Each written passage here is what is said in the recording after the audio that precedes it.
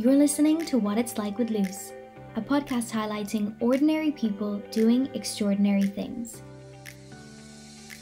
I'm your host Lucy Norris, and on today's episode I'm chatting to founder of AquaMobile and MarketBox, two companies tackling challenges within global mobile workforces. Starting her first business at just 19, the Toronto native struggles to remember a time when she wasn't concocting new ideas and ways to solve problems in the consumer market. Juggling an online swimming lesson service with a college course, she quickly realised just how much of a spark she had for entrepreneurship and has never looked back since. Laying the foundations for AquaMobile whilst completing her MBA, she has managed to expand her service worldwide, even securing a deal with the Canadian version of Dragon's Den that she didn't end up needing to sign on to. Operating the online swim school off a unique SaaS software she had built in-house, she noticed the bigger opportunity was in the tech, and so her latest venture, MarketBox, was born. Chatting to me from lockdown in South America, here's what it's like to be Diana Goodwin. Before we get stuck into the episode, I just wanted to say that if there is a drop in sound quality throughout, I'm very sorry, but in respect of social distancing during COVID-19, I've had to record episodes remotely. In this challenging time, we're all trying our best, so I really hope everyone is staying safe and that you enjoy the episode. Welcome, Diana. Thank you so much for coming on and chatting with me today. I think it would be a really nice starting point if we could just go all the way back, first of all, and talk a little bit about what it was like for you growing up in Toronto and your experiences there. Yeah, sure. So growing up in Toronto, so I was always a very, entrepreneurial kid. I never thought about it that way at the time, but looking back at my childhood, I was one of those kids that was always trying to start a business. I remember, trying to run like a garage sale for my parents, or starting like a candy stand where I was selling candy to the neighborhood kids, or selling jewelry. So there was always something that I was trying to create, which ended up being a theme, throughout my life. I grew up in actually a suburb of Toronto called Mississauga. And I grew up with my mom and dad and, younger brother, and was really into sports. That was a huge part of my life growing up. Every week, would be playing soccer or football in Europe. Every week, multiple times a week. I was a swim instructor. I was like in lifeguarding competitions. I did track and field. So sports played a huge part of my life, and I continued to play sports, all through university. I was on the, our varsity soccer team and track and field team. And, so for me, a big part of where I got my confidence was actually through playing sports. And so my first kind of entrepreneurial leap was to start a business that offered at-home swimming lessons, because that was, I was a swim instructor, and for me, I wanted to do something that would give confidence to other people. And so for me, confidence through sport is what I wanted to kind of send out into the world. And so I started AquaMobile, and basically had, over time, grew this network of swimming instructors, started in Toronto area and then branched out into other cities and then into other countries. And these swimming instructors would go and travel to clients' home and condo pools to teach private swimming lessons. From there, so I basically was doing that business full time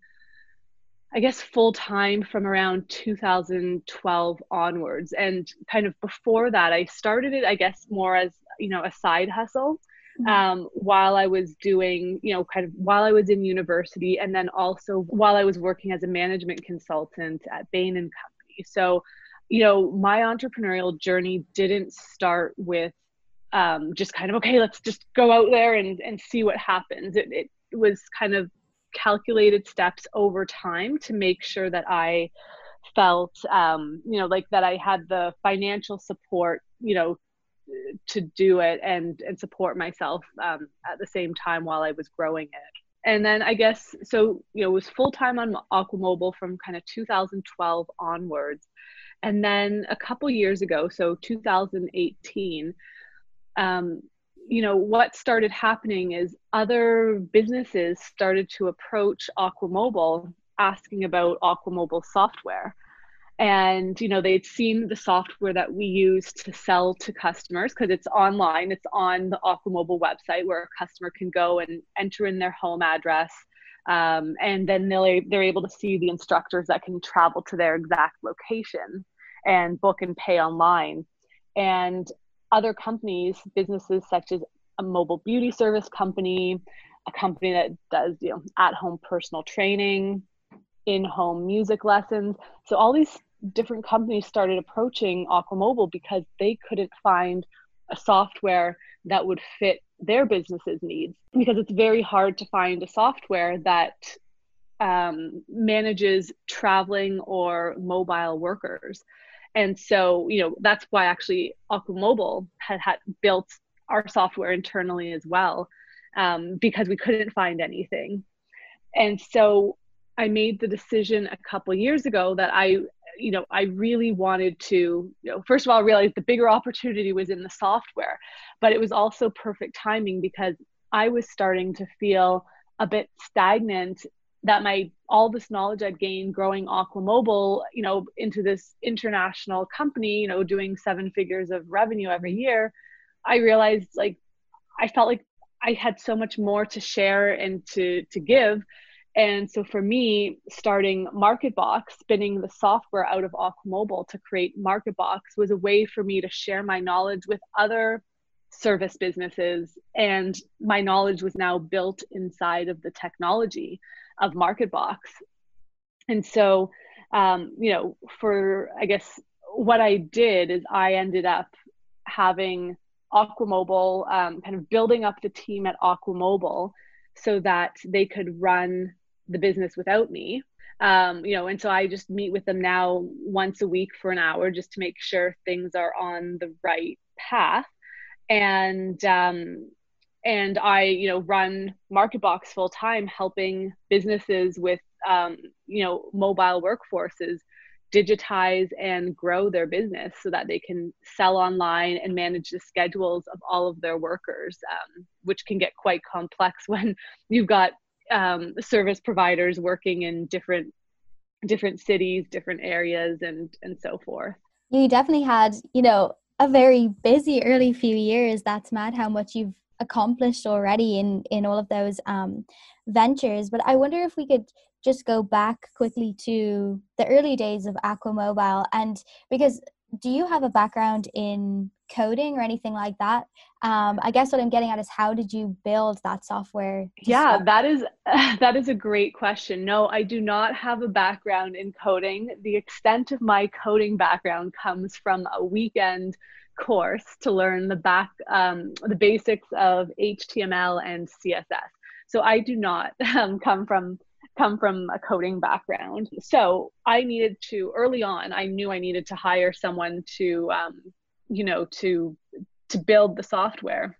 And I spent several months trying to find a software. First of all, I didn't set out to want to build my own software. That was not the goal. The goal was to build a swimming lesson company where I could, build confidence through sports and have instructors travel to clients' homes. But there was just no way without the technology. And so when I figured out that I was not going to be able to use an existing software, like an existing SaaS product that was on the market, I had to start finding a developer that could pull this off and could understand my vision. So even though I'm not technical, I do have the ability to kind of pull together the vision of the product and what it should do, how it should function.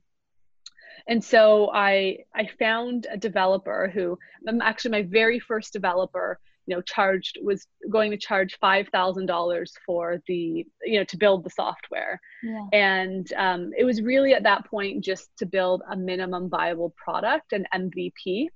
And just so that I could start using it to get feedback from customers and my swim instructors to see what improvements needed to be made on the next iteration of the software. The other thing I think that's interesting is the fact that you were running AquaMobile alongside being at university. So I'm not sure if you'd already started it before you went to university or if you started it while you were in university, but some people might assume that you dropped out to pursue this because it was going so well. So why did you stay at university or go in the first place if you already had such a career going for yourself? Yeah, so actually when I started AquaMobile, actually in its early days, kind of I was 19 and I was in university at the time when I started it. And I would say that at the time it was just a small business at that time. Like it was kind of it was me doing the teaching, and then I think I kind of started with like one or maybe two other people. So it was still very small at that point. And then I got a full-time job actually in between my third and fourth years of university. I got an internship offer at Bain & Company, which is a fairly large and well-known and prestigious management consulting firm. So I obviously took that because it was going to pay, a lot more money than I was making, kind of just doing some swim lessons in the summer. Mm-hmm. But I had this client base that that really wanted swim lessons. And so I actually found swim instructors to start teaching the existing client base and building it from there. So it was more, even though the foundation started in university, it really wasn't until, even in my first, I had a corporate job, the management consulting job for 3 years. And so kind of as a side hustle, when I had a couple spare hours here and there, I would put it towards building, keeping the swim lesson company going. And what happened actually is I made a decision. So the company was slowly growing, it was actually at the time called Swim for Life Aquatics before I officially branded it AquaMobile. And I actually went and did my MBA in the US because that's kind of the common thing to do when you're in management consulting. After about 2 or 3 years, you go and get your MBA.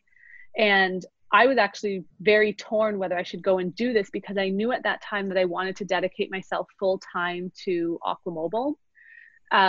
At that time, the revenue was still low. It was probably between $50,000 to $80,000 in annual revenue, but it was enough that I could see that there was traction with it and that I could survive off of that money coming in if my income from my corporate job went to zero. So I actually, I went and did a year doing my MBA at Kellogg School of Management, which is in Chicago in the United States. And I worked on my business there, really kind of upping what I wanted to do with AquaMobile. So that's where the rebrand happened. The proper business plan kind of came into place. I tapped into other students and professors at the school to kind of, help out, kind of on class projects where, we would focus on AquaMobile. And so I just really tapped into all of the resources and the network during that 1 year. And it was hard though, because especially now, things were different back then, right? I did my MBA I graduated in 2011. And so things have changed since then. There's now so many more resources out there for young entrepreneurs to get started. At the time when I was at Kellogg, there was no incubators, there were no accelerators. I was one of probably out of a class of about, 600 grads. I was maybe one of a handful that was actually doing something entrepreneurial coming out of my MBA. It was just not common at that time. I would say within a year or two of that, by 2012, 2013, the landscape had totally changed. And there were now incubators at the school, accelerators everywhere popping up. It was just becoming much more, many more resources to kind of start a business. And the trend continues today, which I think is amazing. It's such a great time to start a business. Yeah, definitely. I think that's really interesting that you mentioned that and kind of the difference in times, because I feel like now it's almost, I don't know if it's due to, that Instagram lifestyle or whatever, but it's almost trendy to become an entrepreneur these days. Everyone wants to be one, but I guess, you have to have a good idea. Otherwise, it's never going to work. But it sounds like doing that MBA was actually a really great move for you, even though you were questioning it so much. Absolutely. And it was something that I made the decision very last minute to go because I was so torn, but I'm so glad I did. And even today, the network that I built during that time has been huge. And I continue to tap into it and get help from different people in that network. So it was definitely a huge thing, and I'm glad I did it. Do you have a secret to growth? I know that sounds like kind of a weird question, but I think it's so amazing how, you grew your company to a leader in its field in the United States and Australia, I think I read as well. So how do you think, or do you think you did something that managed to draw so many people in to use your product? So I think it's a number of things. So first of all, I still feel, I still feel like there's still so many more people we can reach with AquaMobile, first of all. But I mean, AquaMobile is also bootstrapped. We did not raise money to build it. It was just bootstrapped. It was growing from within the profits. So each time that we had a bit more profits, I would reinvest it back into the business. So I think one of the principles that has helped me with kind of that growth, and I think it's making every dollar count. For me, it kind of forced me to look at, okay, when I can grow my company, what is the best use of each dollar that I had? I had to be kind of very methodical about what I was doing. I think we also invested, or like I did, in driving organic traffic to our website. And I mean, I'm a big fan of organic traffic, which comes from a number of things, from creating great content on your website that is adding value to your users. Oh, sorry, it's adding value to people. And when someone is searching one of, a certain topic on Google, and over time, if you do it right and, write great content with backlinks and interlinking and all sorts of other things, you can attract more and more attention to your website, which will then ideally get people to buy that product or service. And so I think we invested in building that organic traffic, and I think that helps because it keeps the ad spend down. The amount of money that you have to kind of put out of pocket to get that traffic coming to your website. And so, when it comes to that was actually something that I was going to invest, find somebody to do all of this SEO stuff for me, like hire an agency or something. And I was talking to another entrepreneur friend, and she's like, look, this is my recommendation, is do this internally, figure out how you and your team can do this yourself. Because agencies can get very expensive. And so she said, just take me out for lunch and I'll teach you what you need to know. And, I have her to thank for that, because she really taught me the skill set I needed to kind of build that organic traffic coming into our website. And because of that, we were able to kind of grow at a fairly low cost. Whereas, you see so many companies these days that have raised a lot of money, and from VCs, angels, whatever, and they will go and spend so much money on paid ads or spending so much money on customer acquisition, and it's just not sustainable for most small business owners, most entrepreneurs getting started.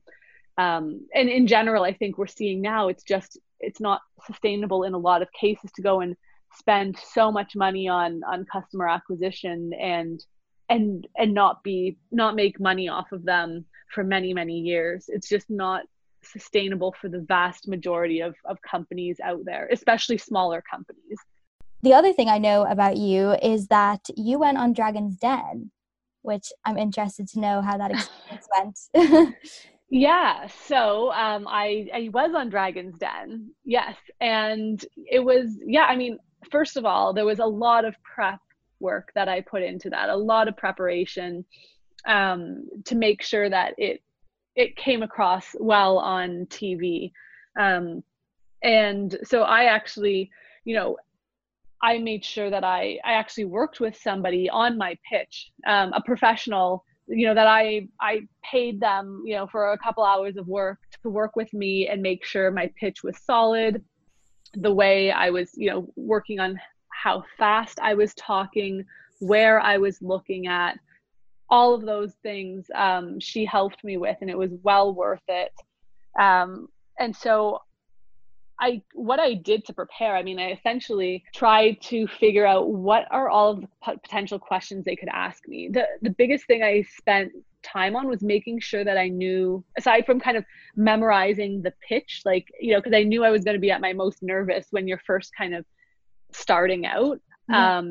And so the first 2 minutes you have to kind of say your pitch, and then they kind of fire questions at you. And for me, I made sure that I knew my numbers inside and out, kind of in terms of my revenue, my profit margins, my growth projections, all of that stuff, because I knew if I knew my numbers, then they could kind of throw any question my way and I'd be able to answer it no problem. So I really tried to anticipate what the questions would be and kind of had my answers for those. For me, it was very much a conversation. Like once I got past kind of where I was most nervous was the first couple minutes, because, I was actually wearing high heels and a dress, and I had to kind of walk up a set of stairs and across a metal platform, and then down a set of metal stairs in front of the dragon.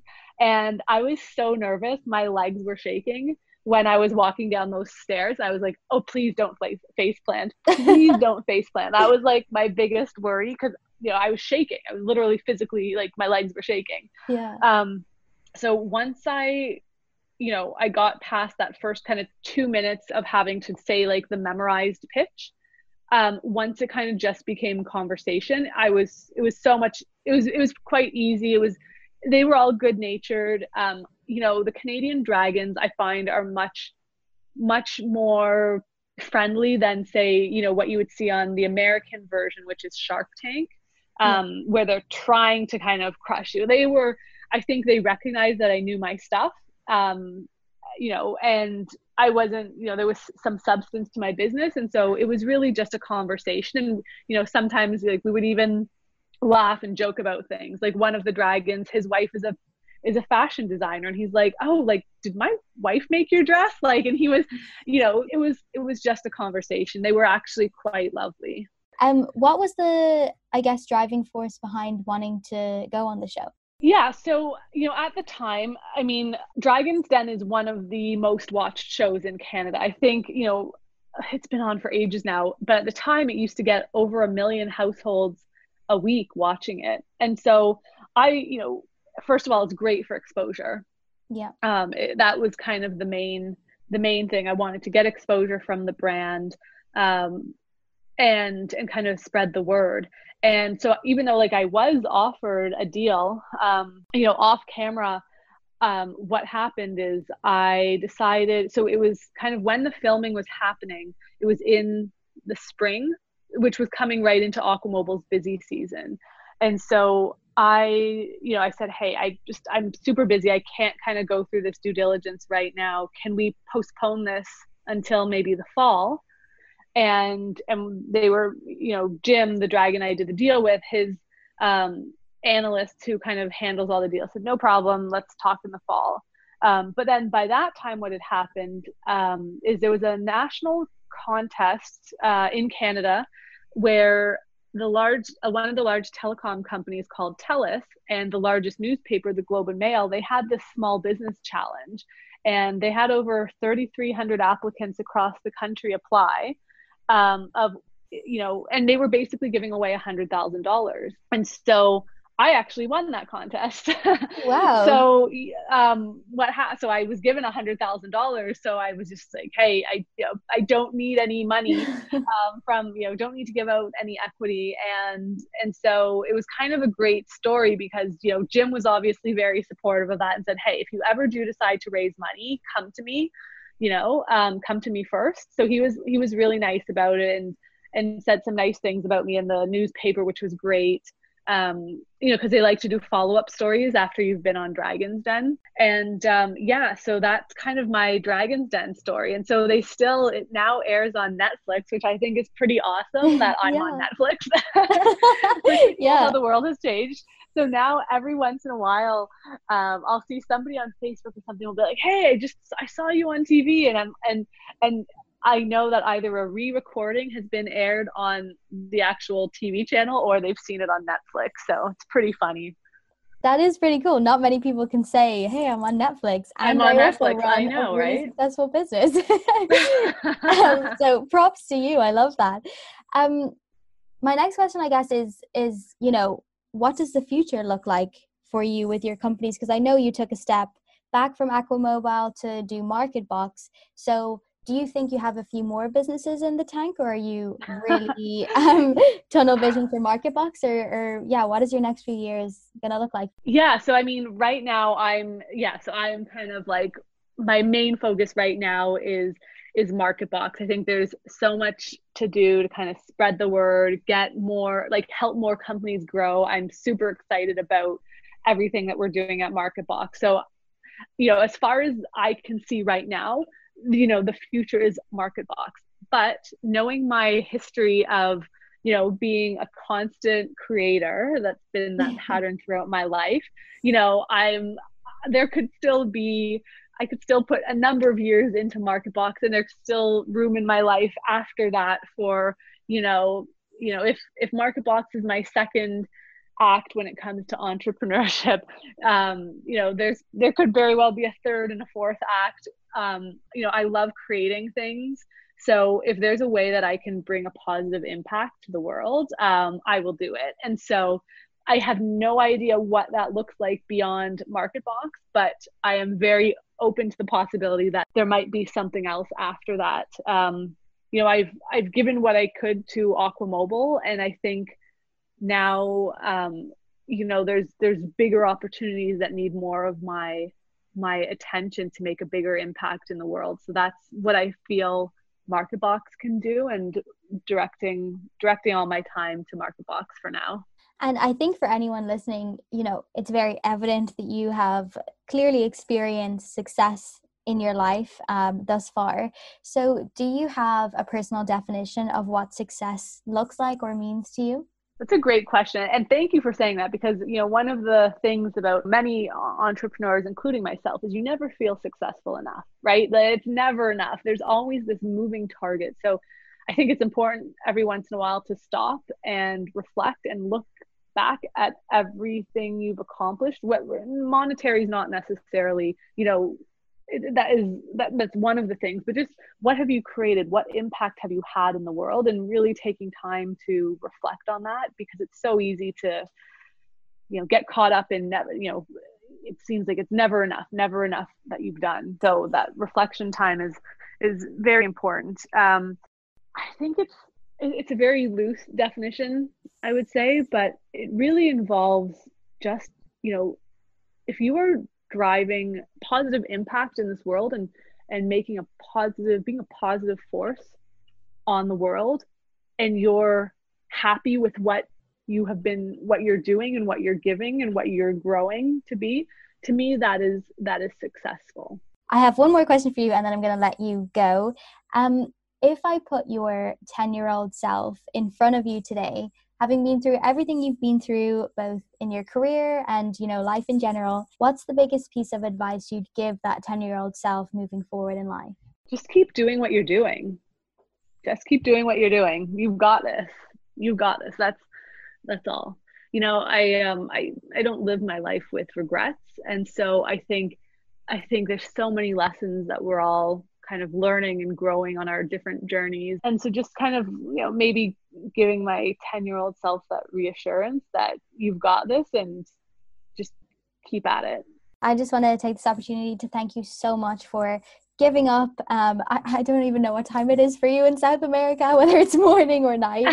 But it's morning. It's morning. It's late morning right now. It's late morning. Well, thank you so much for giving me your morning to tell your story. It's been so interesting to hear it and so inspiring. So, thank you so much again.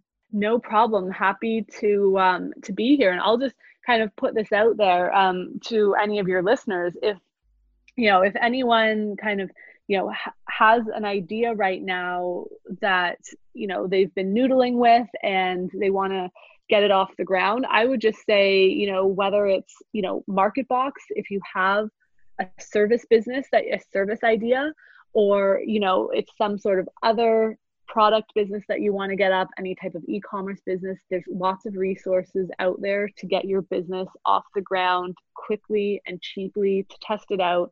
So I would just say, now is a great time to be an entrepreneur. And I think the world needs more small businesses, more business owners, more entrepreneurs to get the economy off the ground again.